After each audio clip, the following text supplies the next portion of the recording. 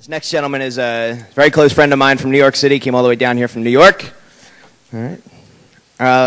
Danny Panzella. I paused because I thought you guys were going to clap then. So, no. Apparently not. He's deserving of it. Danny Panzella is a voluntarist. He's an anti-government rebel rouser. Little known fact about Danny Panzella, he has a very big, incredibly big heart. That's a well-known fact. All right, I guess so. But sure. You can check out his blog at www.truthsquad.tv. You can hear his radio show, Ragamuffin Radio, on freedomizerradio.com. Please give a warm Philadelphia welcome to our New York brother, Danny Panzella.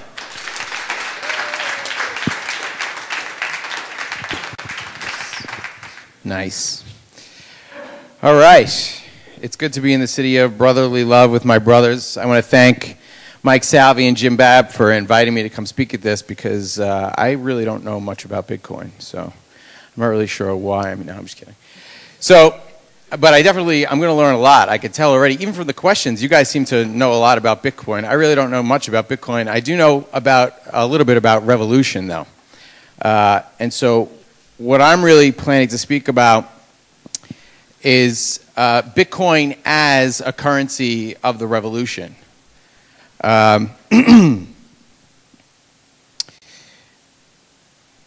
Josh actually had said it before about, obviously Bitcoin is not a panacea that's going to replace, obviously we wouldn't even want, as you said, one monolithic currency to replace another, because that kind of defeats the whole purpose.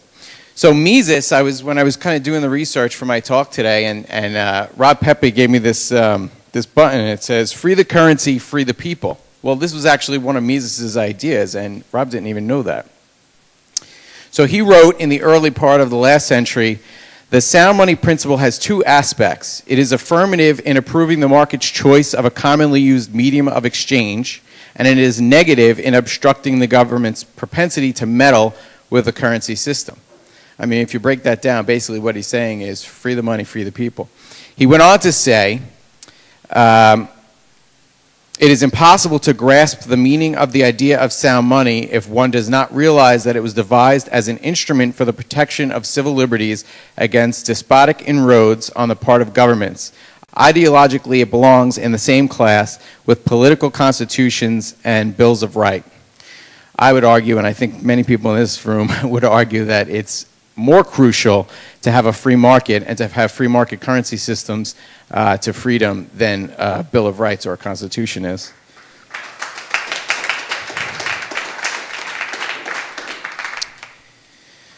So basically, I think what we need to think about, and what I talk about and try and get people to consider in their daily lives, is what would the characteristics of a revolutionary currency be? Obviously, decentralization is a big part of that. You don't want to have some tiny elite class controlling your currency because that makes you a slave to that class.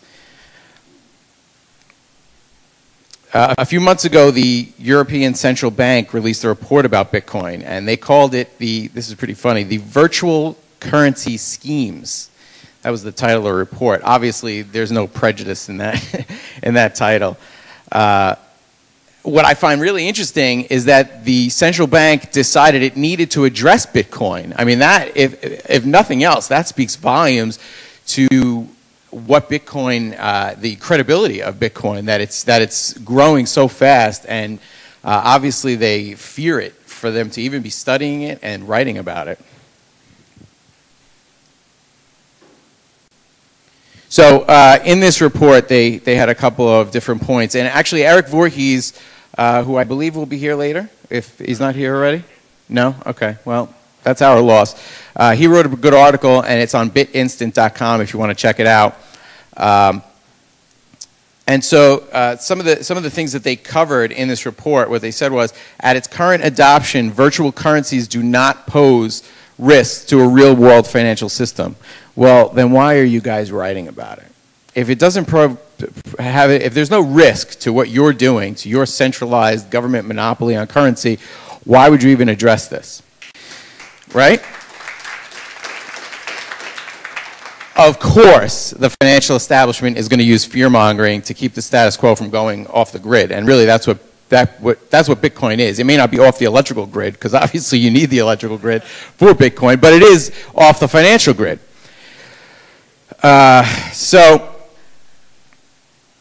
They have to keep people invested in their system, or else it collapses. And I'm sure many people in this room have read Ron Paul's book, End the Fed, and that's basically the argument he makes in the book, is that if we opt out of their system, it's going to collapse on its own. The Fed will end itself.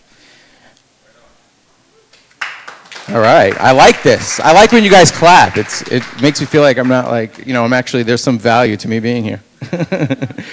Honestly, I really don't know a lot about Bitcoin. I do have a Bitcoin wallet. I have a few Bitcoins in it. I've been to some of these things before at Liberty Forum last year, so I do know a little bit, but I'm not like a Bitcoin expert like these guys are, who we will be hearing from later. So stick around. Hopefully you guys are going to stick around all day and become experts yourselves, and then we can invite you back next year. Yeah. Okay, so statism, it relies on the idea that we need a centralized authority to keep us safe from whatever the threat is, whether it's physical or financial or even virtual.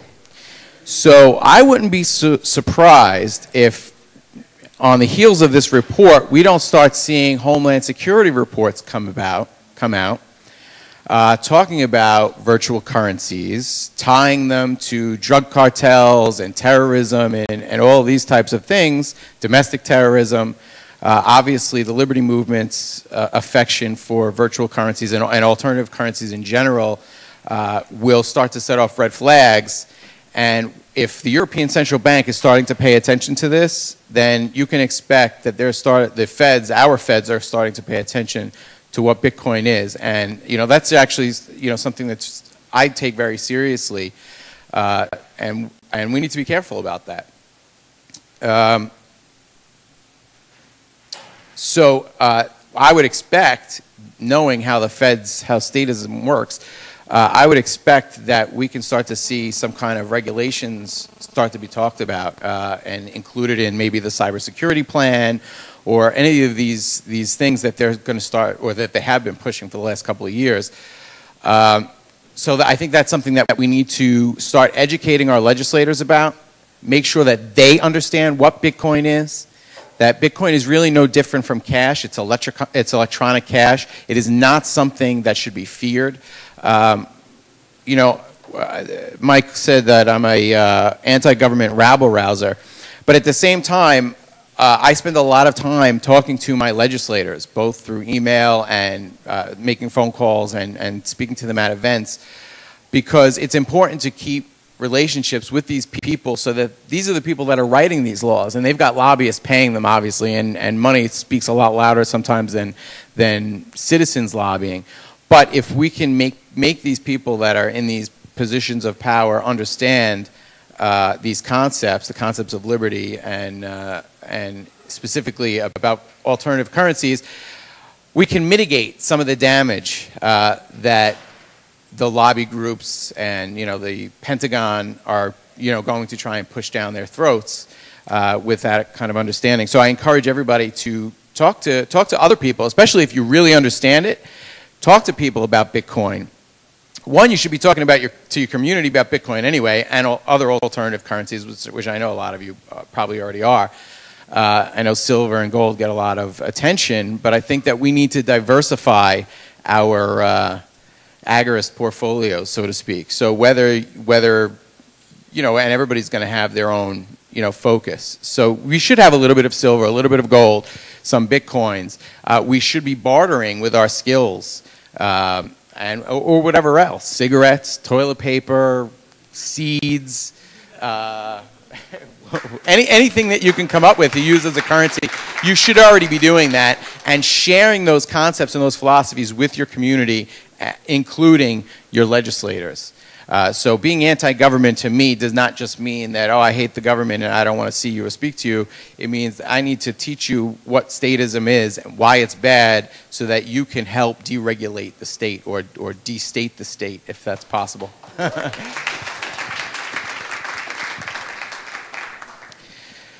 Okay, so what else did they say about this, about Bitcoin? You know, I do want to know, and they'll probably talk about this later, or maybe somebody can ask the question. Maybe I'll ask the question later. Is obviously any kind of currency is subject to social movements and other market forces. So Bitcoin could go out of style. Bitcoin could be replaced by a superior version. You know, so. I lost my train of thought there.